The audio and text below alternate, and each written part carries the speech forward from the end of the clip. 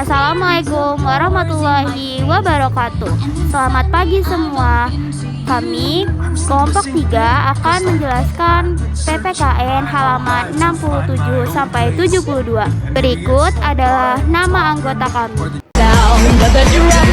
Oh boy, there ain't no need to fight a fight. It ain't no big thing, just show her a little.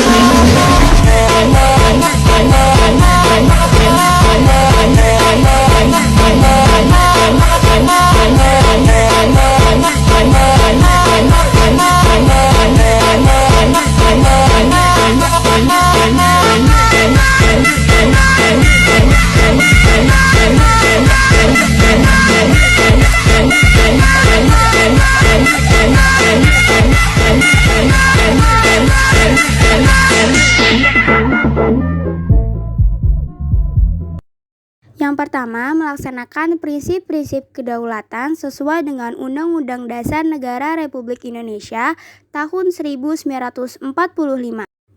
Perkembangan demokrasi di negara Republik Indonesia. A. Demokrasi parlementer 1945 sampai 1959. Berikut penjelasannya. Demokrasi parlementer terjadi pada tahun 1950 sampai tahun 1959. Pada tahun 1950, rakyat menolak dan terjadi pembubaran RIS. RIS terbentuk 27 Desember 1949. Ditandai dengan penandatanganan konferensi meja bundar, diterbitkannya Dekret Presiden 5 Juli 1959. Sebagaimana hasil kesepakatan dalam konferensi meja bundar disebutkan bahwa bentuk pemerintahan negara Indonesia adalah Republik Indonesia Serikat. Satu, ciri-ciri demokrasi liberal. Undang-undang yang digunakan bukan Undang-Undang Dasar 1945, melainkan Undang-Undang Dasar Sementara 1950. Artinya akan diganti undang-undang yang baru. Oleh karena itu, dalam demokrasi liberal, pemilihan umum yang dilakukan pada tahun 1955, salah satunya bertujuan untuk memilih anggota Dewan Konstitusi yang bertujuan untuk membuat dan merancang undang-undang yang baru. 3. Terjadinya instabilitas politik ditandai dengan seringnya terjadi jatuh bangun tercatat selama 9 tahun. Masa demokrasi liberasi terdapat 7 kabinet yang berbeda dipimpin oleh 6 Perdana Menteri. Berikut adalah sistem kabinet yang ada pada masa demokrasi liberal. Kabinet Natsir 1950 sampai 1951. Kabinet Sukiman Suwirjo 1951 sampai 1952. Kabinet Wilopo 1952 sampai 1953. Kabinet Ali Sastroamidjojo 1953 sampai 1955.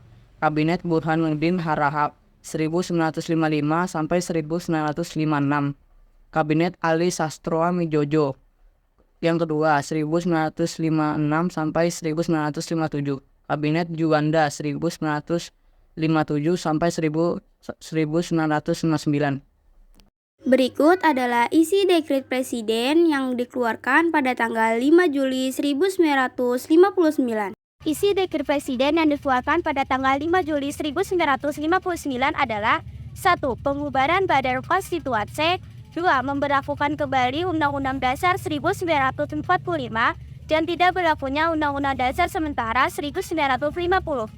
3. Pembentukan Majelis Permusyawaratan Rakyat Sementara atau MPRS. 4. Pembentukan Dewan Pertimbangan Agung Sementara atau DPAS. Selanjutnya, demokrasi terpimpin.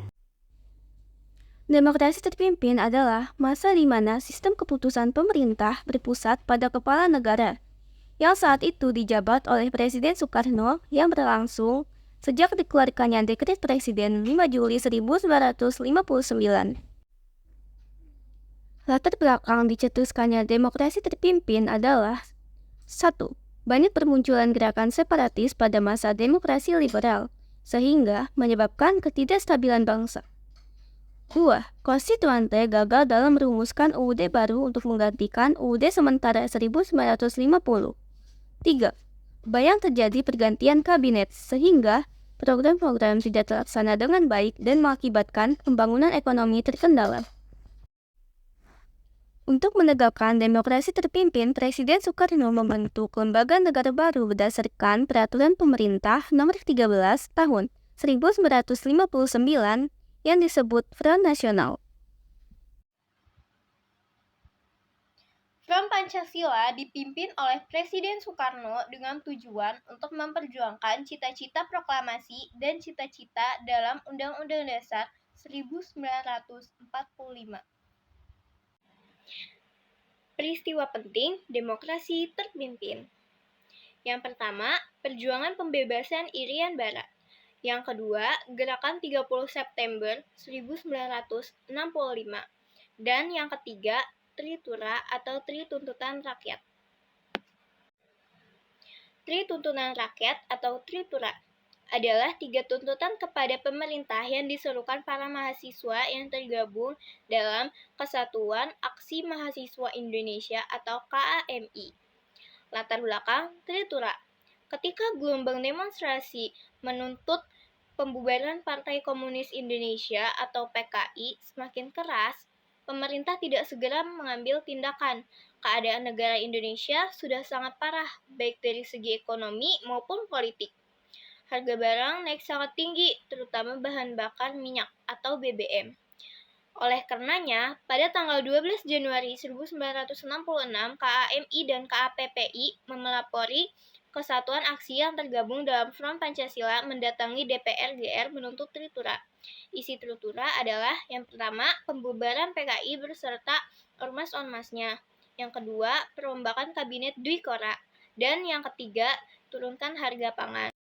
Pembahasan selanjutnya adalah demokrasi Pancasila pada tahun 1966 sampai 1998.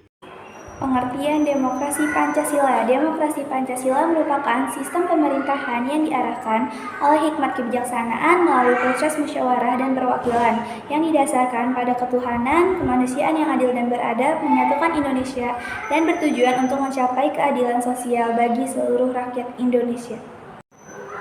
Nah, selanjutnya ada ciri-ciri demokrasi Pancasila.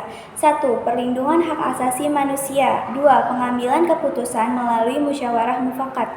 3. Badan peradilan yang merdeka dan tidak terpengaruh oleh kekuasaan pemerintah maupun kekuasaan lainnya. 4. Adanya partai politik dan organisasi sosial politik untuk menyalurkan aspirasi rakyat menjadi dasar pelaksanaan pemilihan umum.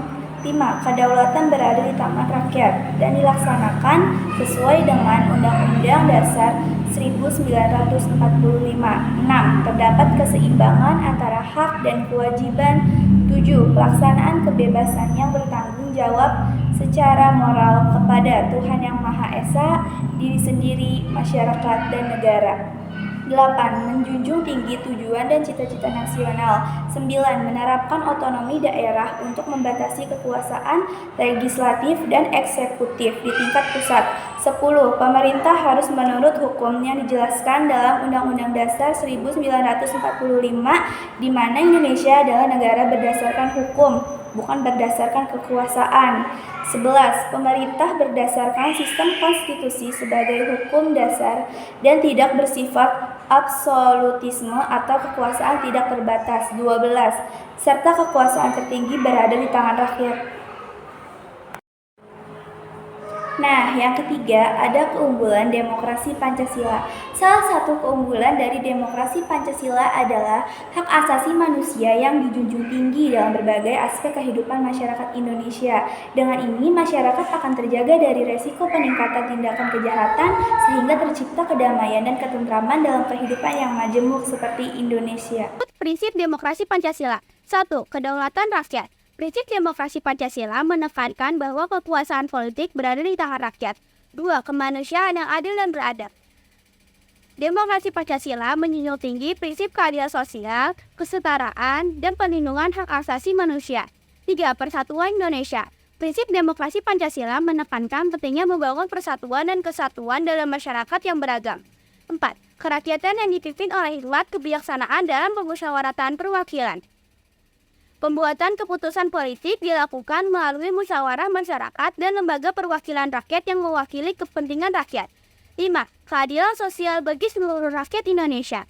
Prinsip demokrasi Pancasila menekankan perlunya keadilan sosial dan redistribusi yang adil bagi seluruh rakyat Indonesia.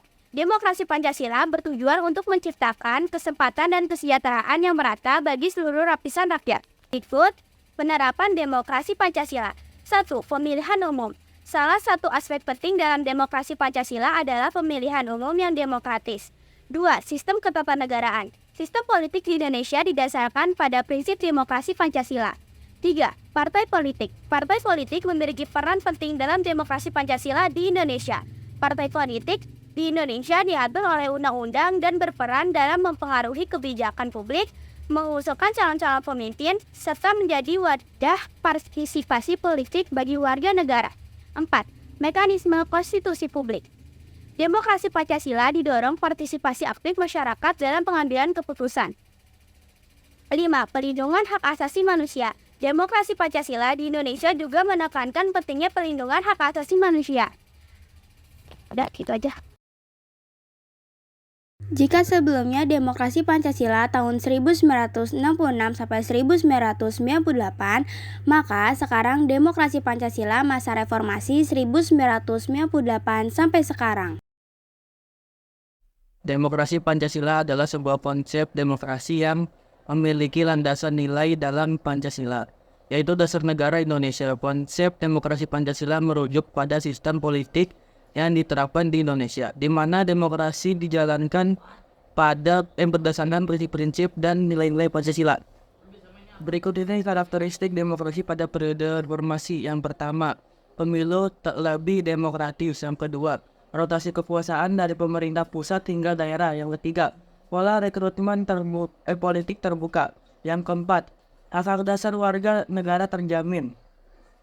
Ciri-ciri demokrasi di era reformasi. 1. Terjadinya sejumlah rotasi kekuasaan dari pusat hingga daerah. 2. Pola rekrutmen politik dilakukan secara terbuka sehingga pengisian jabatan politik bisa diikuti oleh siapapun. 3. Terjaminnya hak-hak dasar warga negara seperti kebebasan berpendapat.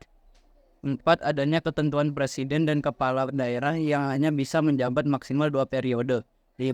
Pemilihan umum dijalankan dengan lebih demokratis dengan sistem yang dikenal jujur, adil, langsung, umum, bebas, dan rahasia.